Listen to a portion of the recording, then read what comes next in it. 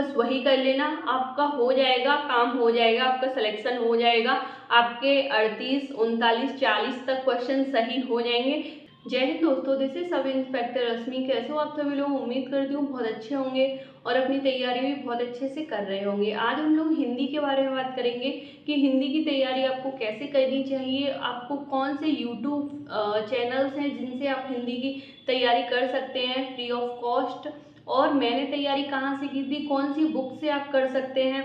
मैं अपना इस वीडियो में 100% दूंगी। जितनी भी चीज़ें मुझे पता है वो चीज़ें मैं आपको सारी बताऊंगी कि आप कैसे हिंदी में एक अच्छा स्कोर कर सकते हैं। सबसे पहले सब लोग नोटबुक और पेन लेके बैठना, क्योंकि जो चीज़ें मैं बताऊंगी आप उन्हें नोट डाउन कर लेना ताकि आपको आसानी हो। और मैं एक एक वीडियो बनाने के लिए, अपनी हर वीडियो बनाने के लिए काफ़ी मेहनत करती हूँ। तो आप लोग प्लीज़ वीडियो को लाइक करना, चैनल को सब्सक्राइब करना, उससे मोटिवेशन मिलता है। और कॉपी पेन लेके बैठना। जब मैं वीडियो बनाने के लिए इतनी मेहनत कर सकती हूँ तो आपको तो एग्ज़ाम निकालना है, आपको तो जॉब लेनी है, तो आपको तो मेहनत करनी ही है। मैंने ये पूरा लिखा हुआ है, उसी में से मैं आप लोगों को बताऊंगी। और इसमें भी टाइम लगता है वीडियो शूट करने में। तो आप लोग प्लीज़ वीडियो को लाइक करना, चैनल को सब्सक्राइब करना। तो चलिए वीडियो शुरू करते हैं। तो सबसे पहले आपको हिंदी में 37 से 38 क्वेश्चन आपको सही करने ही होंगे। अगर आप हिंदी में 37 से 38 क्वेश्चन सही नहीं करते हो तो आपका सिलेक्शन बहुत मुश्किल हो जाएगा। ये हिंदी है ना, आपको मेरिट में लाएगी, हिंदी आपकी मेरिट बनाएगी। हिंदी बहुत इम्पोर्टेंट है। आप लोगों को अगर लगे कि हिंदी इजी है तो इजी है। हिंदी के 20 क्वेश्चन इजी हैं, लेकिन 20 से काम नहीं चलने वाला। हिंदी में आपको करना होगा 37 से 38 मेरिट में आने के लिए। ओके, हिंदी इजी है लेकिन 20 क्वेश्चन तक ही इजी है, उससे आगे आपको अच्छे से पढ़ाई करनी होगी। और ये एक ऐसा सब्जेक्ट है, आप जीएस पे अपना एफर्ट डालते हो, आपको उतना आउटपुट नहीं मिलेगा। आप रीजनिंग वगैरह पे, मैथ वगैरह पे डालोगे, इतना नहीं मिलेगा। लेकिन ये हिंदी ऐसी है, अगर आप इसे अच्छे से पढ़ते हो तो आपके 37 से 38 या 40 क्वेश्चन भी सही हो सकते हैं। तो हिंदी में आपको सिलेक्शन लेना है, क्योंकि कट ऑफ आपने पिछली बार भी देखी होगी।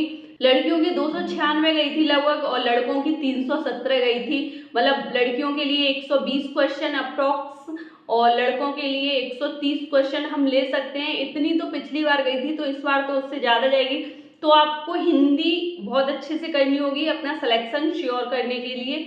हिंदी में आपको 38 से 40 क्वेश्चन सही करने ही होंगे। 38 से 40 क्वेश्चन सही कैसे होंगे, जो मैं बता रही हूँ बस वही कर लेना, आपका हो जाएगा, काम हो जाएगा, आपका सिलेक्शन हो जाएगा। आपके 38, 39, 40 तक क्वेश्चन सही हो जाएंगे। लेकिन जो मैं बताऊंगी वो आपको करना होगा। ओके, कमेंट में बताना कि आप तैयार हो करने के लिए, आप करोगे। और आप मेल हैं तो आपको 130 क्वेश्चन सही करने ही होंगे। आप इसमें मैथ में 35 क्वेश्चन सही कर सकते हो, एक दो क्वेश्चन गलत हो जाता है।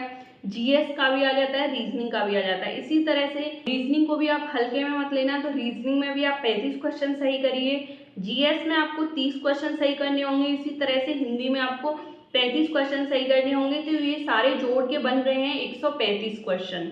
ओके, 135 क्वेश्चन आप सही करोगे, आपका सिलेक्शन हो जाएगा। इसी तरह से जो फीमेल हैं उनको 120 क्वेश्चन सही करने का टारगेट रखना चाहिए। मैथ में वो थोड़ा सा लड़कियों का मैथ वीक होता है, तो 30 क्वेश्चन सही कर सकती हैं।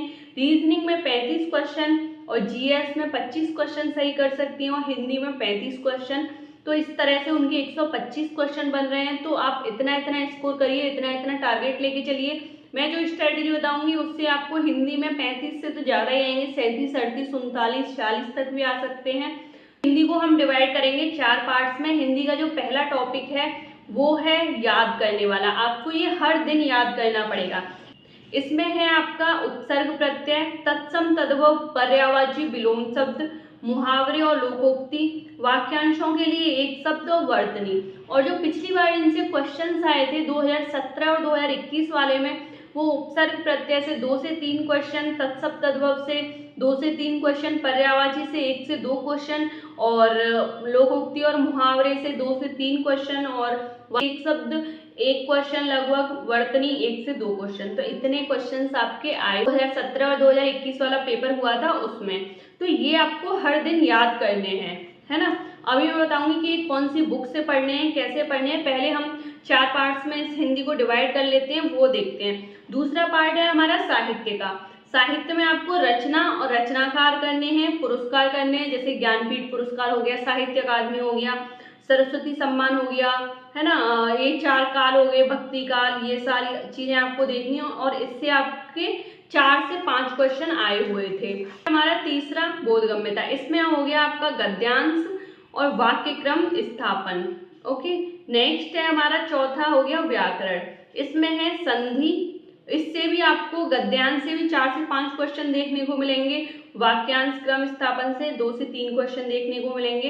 अब हो गया हमारा चौथा पार्ट हो गया व्याकरण का, इसमें पहला हो गया संधि, इससे 1 से 2 क्वेश्चन, समास 2 से 3 क्वेश्चन, रस 1 से 2 क्वेश्चन, छंद से 1 क्वेश्चन आ जाए तो आ जाए, अलंकार 2 से 3 क्वेश्चन, संज्ञा सर्वनाम विशेषण लिंग वचन कारक क्रिया, इनसे 10 से 12 क्वेश्चन, वर्णमाला है इससे 1 से 2 क्वेश्चन।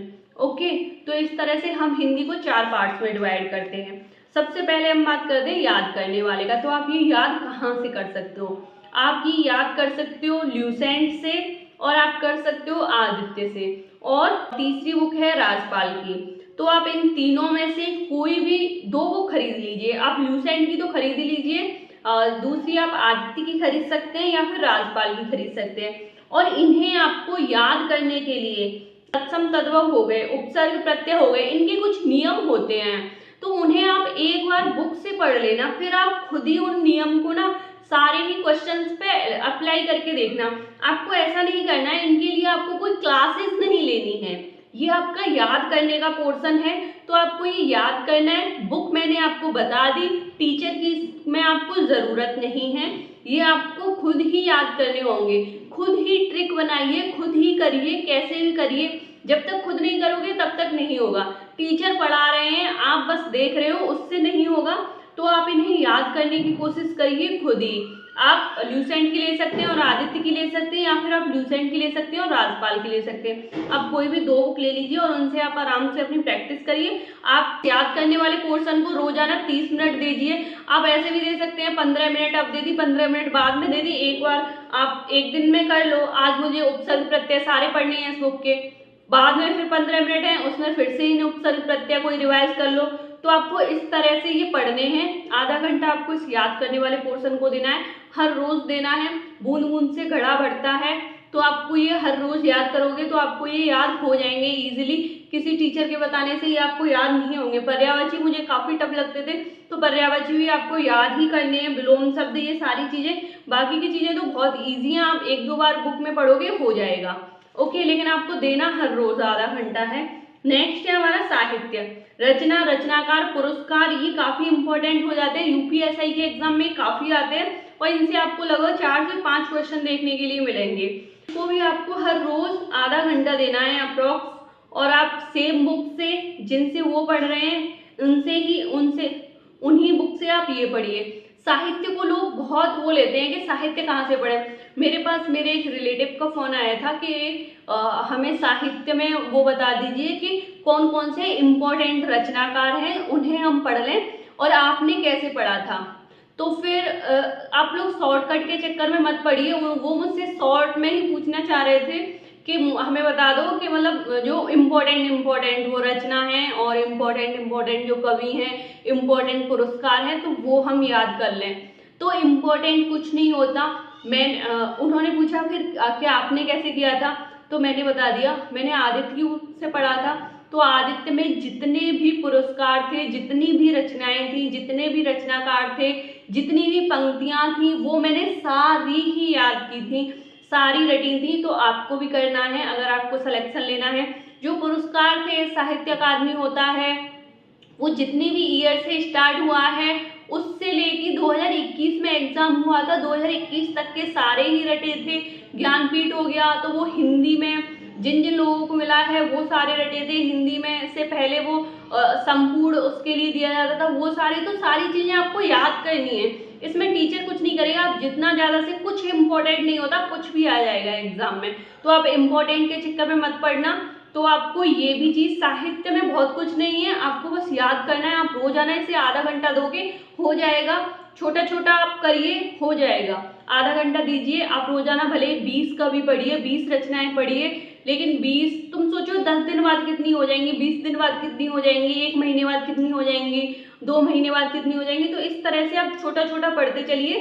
तो ये आपको साहित्य भी आपको याद ही करना है और आप कोई सी भी बुक में से कर सकते हैं। बुक के नाम मैंने आपको बता दिए हैं। नेक्स्ट है आपका बोधगम्यता, है ना। इसमें गद्यांश आएगा और वाक्य क्रम स्थापन, जैसे वाक्य इधर उधर होंगे उन्हें सीरियल में लगाना, और गद्यांश। तो ये नंबर होते हैं एकदम फ्री के, इसमें आपको कुछ नहीं करना। आप जब हिंदी का मॉक टेस्ट लगाओगे, सेक्शनल मॉक टेस्ट लगाओगे, उसमें आप एक बार देख जरूर लेना कि आपके ये क्वेश्चन सही हो पा रहे हैं कि नहीं हो पा रहे।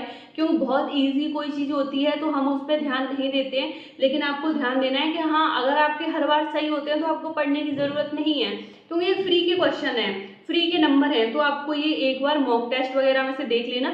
अगर आप इन्हें सही कर पाते हो तो ठीक है, नहीं कर पाते तो आप इसकी मॉक टेस्ट से ही, या फिर इसका अलग से चैप्टर भी होता है, उससे आप इसकी प्रैक्टिस कर लेना, उससे प्रैक्टिस कर लेना, तो ये चैप्टर आपका हो जाएगा। नेक्स्ट आ गया हमारा नंबर 4 व्याकरण। इसमें संधि, समास, रस, अलंकार, संज्ञा, सर्वनाम, विशेषण, लिंग, वचन, कारक, क्रिया, वर्णमाला, ये सारी चीजें हो गई। तो इससे लगभग 10 से 15 क्वेश्चन आएंगे।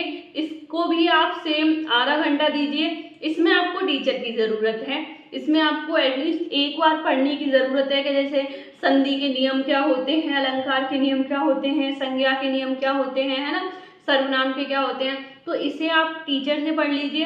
देखो, मैं टीचर का किसी का भी ये नहीं कहूँगी ये टीचर अच्छे पढ़ाते हैं, ये टीचर अच्छे नहीं पढ़ाते। आपको जिससे मन करे आप उनसे पढ़ लीजिए। आप एग्जामपुर से पढ़ सकते हैं, आप RWA से पढ़ सकते हैं, आप एक अनुज सर पढ़ाते हैं यूट्यूब पे, आप उनसे पढ़ सकते हैं। आप किसी से भी पढ़िए, जिससे भी आपका मन हो, और बस आपके ये चैप्टर्स कंप्लीट होने चाहिए। आप एक इन पे ऐसे वो लीजिए, आप सिलेबस लीजिए। हाँ, संधि मैंने पढ़ लिया, लेकिन ऐसा मत करना कि सेम चैप्टर आपने एग्जामपुर से पढ़ लिया, सेम चैप्टर आपने अनुज सर से पढ़ लिया, सेम चैप्टर आपने किसी और से पढ़ लिया। एक बार चैप्टर पढ़िए, नोट्स बनाइए, फिर मैक्सिमम से मैक्सिमम प्रैक्टिस करिए, मैक्सिमम से मैक्सिमम मॉक टेस्ट लगाइए। तो ये मैंने आपको बता दिया कि आपको कैसे चैप्टर्स कंप्लीट करने, और इनमें बहुत ज़्यादा दिन नहीं लगेंगे। ये 6-7 चैप्टर्स हैं, ये मैक्सिमम 1 महीने में ख़त्म हो जाएंगे, इससे ज़्यादा के नहीं है। बहुत ईजी रूल्स होते हैं इनके, तो बहुत ज़्यादा के नहीं है। प्रैक्टिस का एक ऐसा सब्जेक्ट है, अगर आप हिंदी को कंटिन्यूटी के साथ दिन में 1 से 2 घंटे भी देते हो ना, तो आप हिंदी में बहुत अच्छा स्कोर कर पाओगे कंपेयर टू अदर सब्जेक्ट। जैसे आप GS में 1 से 1.5 घंटा दोगे और हिंदी में 1 से 1.5 घंटा दोगे, तो यहाँ पे आपको आउटपुट ज़्यादा मिलेगा। तो आप हिंदी को निगलेक्ट बिल्कुल भी मत करना। हिंदी को मैं आपको बहुत अच्छा स्कोर करना है, अपनी अच्छी सब्जेक्ट को और अच्छी बनाना है आपको। हिंदी आपकी मेरिट बनवाएगी। ओके, तो उम्मीद करती हूँ आपके लिए वीडियो हेल्पफुल रही होगी, आपको वीडियो पसंद आई होगी, आपके डाउट्स क्लियर हो गए होंगे। और कोई डाउट हो, क्वेरी हो, आप कमेंट सेक्शन में पूछ सकते हैं। मिलते हैं अगली वीडियो। नेक्स्ट वीडियो आप बताना कि आपको कौन से टॉपिक के ऊपर चाहिए। आई नो रिवीजन के ऊपर, GS के ऊपर कई दिन से कमेंट आ रहा है, मैं उसके ऊपर नेक्स्ट वीडियो बनाऊंगी, या फिर आपको किसी और टॉपिक के ऊपर चाहिए तो वो भी आप कमेंट सेक्शन में बता सकते हैं। उम्मीद करती हूँ आपके लिए वीडियो हेल्पफुल रही होगी। अगर वीडियो पसंद आई है तो वीडियो को लाइक ज़रूर करना, अपने दोस्तों के साथ भी शेयर करना। मिलते हैं अगली वीडियो में। Thank you so much.